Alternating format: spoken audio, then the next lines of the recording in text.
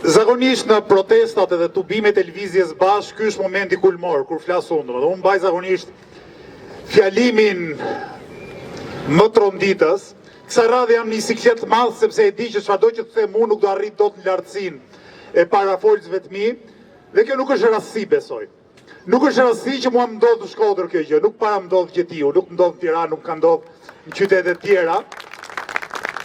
Dhe kjo më ndodh sepse kandidatët tanë dhe parafolësit e mi vinë nga një kontekst kulturor jashtëzakonisht i pasur. Sigurisht janë edhe produkt, më radh parë, i sakrificave tyre, i studimeve tyre, i 1001 mundimeve, vetmohimeve të familjeve tyre, po pa diskutim janë dhe produkti këtij konteksti kaq të pasur, kaq gjallë, kulturor. Klodi tha në fillim se Shkodra është kryeqendra kulturore e Veriut, po unë mund ta thosha edhe kryeqendra kulturore e Shqipërisë, pse jo, domethënë po ta shohim më gjerë. Tani,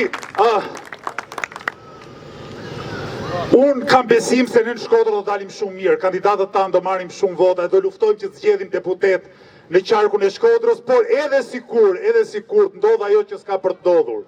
Edhe sikur lëvizja bashkë mos marr asnjë votë, por pa asnjë votë në Shkodër, unë prapë do ju jem mirënjohës ju, do ju jem mirënjohës për impaktin e kulturës të vendit tuaj, të vendit ton, në jetën time, në jetën e çdo njeriu që do të dijen kulturën, arsimin në Shqipëri. Sigurisht ju keni fatin, rastin të jeni shkodran, po unë besoj që çdo shqiptar që do nga pak kulturën, është nga pak shkodran, se s'ka si të mos jetë i tillë. Unë kam 2 fëmijë, quhen Amla dhe Blin. Vini re emrat, janë keknish, ndonë se unë vi nga një familje me origjinë nga një fshat i largët i Tepelenës. Kam lindur në Tiranë sigurisht, dhe nuk është se ka ndonjë lidhje kështu familjare apo personale me të folmen gege. E prapë se prapë poeti ime dhe i bashortes time i zemrës, ka qenë edhe është Migjeni. Migjeni për mendimin tim është poeti më i madh shqiptar, Migjeni për mendimin tim modest është nga poetët më të mëdhenj të njerëzimit. E nga Migjeni, nga keknishtja Migjeni që unë e dua shumë, por nuk guxoj ta flas. Fal thije dhe fëmijëve ja kemi vënë emrat në keknisht, ndoshta është hera parë që unë e them këtë gjë, sepse ata quhen kështu si quhen. Sepse besoj që impakti i Migjenit, po vetëm i Migjenit, i Mjedës, i Fishtës, i Gurakuqit, i Koliqit, i shumë tjerëve, na ndikon dhe sot, ju ndikon dhe sot. Mirë po, fatkeqësisht Shkodra, dhe këtu ndoshta i afrohet vetëm Elbasani, është nga ato qytete ku kultura është kontradikt thellë me realitetin e zymt. Sepse një kulturë ka që pasur, një qytetari ka që ngritur, është dash bashkëjetojë për shumë dekada, me krimin e organizuar, me këtë llumë qeverisës që na vjedh, na kput, na masakron, na kërcënon, na zhvat anë e këmbë, e na bën që të mërzitim edhe me njëri tjetrin nga njëherë. Një kontradikt tjetër e Shkodrës, e kulturës Shkodrës, është fakti që ky qytet dikur mjaft industrializuar, edhe i lullzuar dhe i pamja i bujqësisë, sot vuan, jo sot, po prej vitesh vuan nga pasojat e qindustrializimit. Dhe vetëm qindustrializimit dikur shumë, kur është mbyll uzina e telave, për dhe qindustrializimit tanishëm. I mbylljes bie fjalat fasonerisë, ne jemi përpjekur shumë të organizojmë punëtorët e fasonerive për të kërkuar më shumë drejta në punë, po kemi vënë re se sa e vështirë sa të kërcënuara janë punëtorët, por ama vitet e fundit po ndodh diçka akoma dhe më rënd. Për shkak të forcimit të panatyrshëm të lekut, për shkak të pastrimit parave të pista, industria shqiptare pornohet, vit mbas viti bie produkti bujqësor dhe industrial i Shqipërisë. Janë humbur vitet e fundit 10.000 vende pune në fasoneri. Unë e di që kushtet e punës në fasoneri janë të tmerrshme në shumë raste, pagat janë shumë fshija, po prapë se prapë është më mirë puna se papunësia. Është më mirë të jesh aty me shokët, me shoqet, vende punës, se aty janë dhe shanse të organizohesh për të kërkuar diçka më shumë, se sa të të kthejnë në shtëpi, të të kthejnë mesjet, të të kthejnë në anëvis, ose të thonë ti vajzë, djalë i ri, shkon në emigracion se nuk ka më shpresë në vendin tënd. Ky qytet, ky kryeqytet i kulturës, po pëson njëkohësisht shkretimin e arsimit, po e pëson Shkodra, po e pëson Tirana, Elbasani, Korça, Gjirokastra, Vlora, gjithkund po mbyllen deg, gjithkund po rënohen universitete, sepse gjithkund është përhap një lajm i zi, një lajm i tmerrshëm që i shkon çdo triu. Ky lajm sipas cilit ti me shkollë nuk shan jetë. Ti me shkollë nuk shan jetë.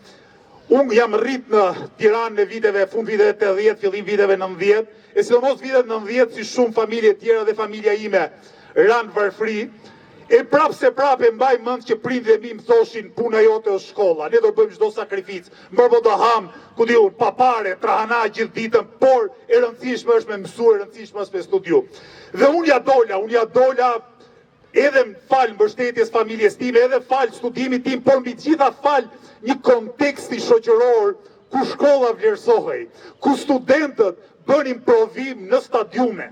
Në stadiume, kur unë kam qenë pedagog i ri, ata që doni studioni Fakultetin e Shkencave Sociale, ishin aq shumë sa që nuk ishte sallë që i nxinte, dhe kemi shkuar dhe i merrin provim studentët e stadiumi Qemal Stafa.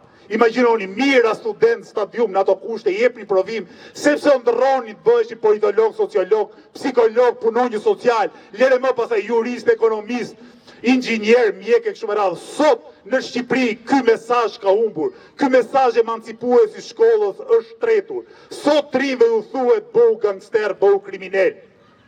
Bëu i shkathët, futu në një parti politike nga ato që të premtojnë para dhe një vend pune thjeshtëve dhe e dalësh një jetë. Sot ata që e kanë pas pushtetin jo vetëm na kanë vjedhur, jo vetëm na kanë batardisur, por po na korruptojnë, po na humbin shpresën, po na largojnë nga kultura dhe nga arsimi. Prandaj unë jam vërtet i gëzuar që në programi e Lëvizjes Bashkë ne i kushtojmë një rëndësi të jashtëzakonshme arsimit. Jemi një nga vendet që shpenzon më pak krahasuar me prodhimin ton brendshëm bruto për arsimin, krahasuar me vendet e rajonit, 2.3-2.4% prodhimi ton brendshëm bruto shkon për arsimin. Ky është tmerr.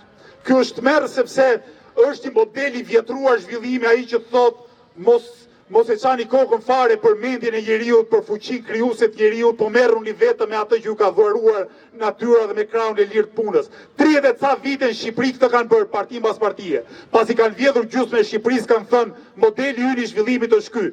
Krahu i lirë i njeriut që s'ka nevojë me vënë mendjen në punë dhe burimet e nën tokës. E ja kemi pa hajrin kësaj politike, burimet e nën tokës e të mbi tokës i kanë marrë, i kanë uzurpuar, i kanë shkretuar naftën, minierat, tani janë turrur Bregdetit në rjoll, oligarku, Bashkim Ulaj po dëbon fshatarët nga toka. Një lloj si lëvizjen e gardhimit në Anglinë para disa shekujve, përzihen fshatarët nga toka se oligarku, këta feudal të shekullit 21, këta për cilët shkruante migjeni juaj, migjeni ynë, 100 vite më parë, këta tani kanë vënë kollaro. Këta tani ndoshta nga herë flasin në gjuhë huj, po janë të njëjtë dallkauk, të njëjtat shushunja, që grabisin njerëzit, grabisin tokat.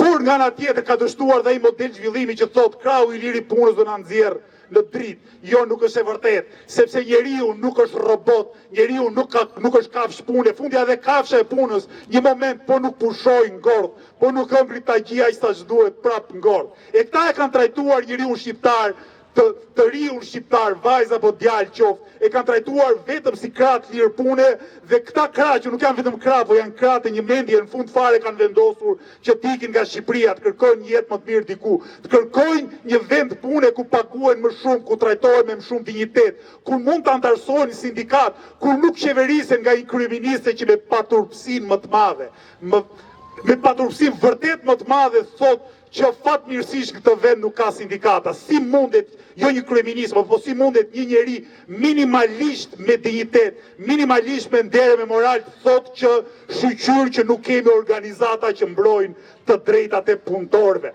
Një nga arritjet më të mëdha të modernitetit në botë, një nga arritjet më të mëdha demokratizuese të gjithë botës mbar, janë sindikatat e pavarura, sindikatat e fuqishme, ato sindikata që i shkatërruan në fillim të viteve 90, ato sindikata që i kompromentuan duke bërë disa uzurpator pronar pronar resortesh turistike, ato sindikat që s'po lën që t'i ngrejnë kryet tani. Ne kemi një përvojë shumë të gjatë me sindikatat të Shqipërisë dhe në çdo rast që i ndihmojnë punëtorët të organizohen sindikat të nesërmen oligarkët apo ata që i mbajnë punë i pushojnë nga puna, ka ndodhur Bulqiz me Elton Debreshi, kryetarin e Sindikatës Bashkuar të Minatorëve të Bulqizës, ka ndodhur pastaj me tjerë sindikalistë në call center, në fasorëri, nga do shkelet ligji, shkelet kodi i punës. Shkelet kodi i punës kur vjen puna tek punëtorët. Na kanë bërë, se ma kujtoi Klodi Ndremjedën, ka një poezi, Ndremjeda e kam rizbuluar në fakt, javë të fundit kisha qenë gjimnazisht që nuk e lexoja më, u futa një ditë para takimit ton hapës fushatës në Fier, ju ktheva ca librave të vjetër edhe gjeta një poezi të Ndremjedës, ndërrot dashurov, shumë e bukur, në fakt edhe lexova në mes të Fierit, u knaqën të gjithë aty, pavarësisht se i vetmi shkodran me gjaz ka qenë Gabrieli në atë takim. Po poezia na bashkon nga do qofta ajo. E Ndremjeda ka dhe i poezi tjetër, thot i mbetun, i thot. Në atë poezinë e vet, njeriu të jetë varfër, njeriu që në fund fare e mbyll jetën e vet duke i hap gropën vetes e duke u varros pranë varreve dy prindërve të tij. Jo e caktuar, Ndremjeda thot për këtë të mbeturin që thot është por si i huajnë katunin e vet. Këta që na kanë qeverisë deri më sot, na kanë bërë si të huajnë katunin ton, në qytetin ton, në vendin ton, se na kanë uzurpuar dhe marrë gjithçka dhe pasi na kanë marrë gjithçka. Këta që janë sot, ata që kanë qenë dje, guxojnë dhe tallen me ne. Ne kemi kryeministë që ka luajtur mendsh. Zakonisht diktatorët presin 20-30 vjet para se të shmenden. Ky hyni as 10-12 vjet edhe ka luajtur nga fishiri fare. Dje u tall me personat me aftësi të kufizuar. Si ka mundësi kryeministri një vendi përdor me nënçmim fjalën autik, si ka mundësi qeveria e cilit u jep familjeve të personat me aftësi të kufizuar 130.000 lekë vjetra pension. Me 130.000 lekë vjetra pension ti t'jesh në shëndet plotë nuk dalin me mbjetu fizikisht. Dhe ky kryeministër në vend që t'jap llogari tallet me njerëz me aftësi të kufizuar, tallet me burra, tallet me gratë, tallet me fëmijët, tallet me të moshuarit, tallet me këdo. Por do ishte gjysma e të keqe sikur të ishte vetëm ky tallsi edhe Hajduti. Problemi është që rivali i tij kryesor është po aq keq se ai.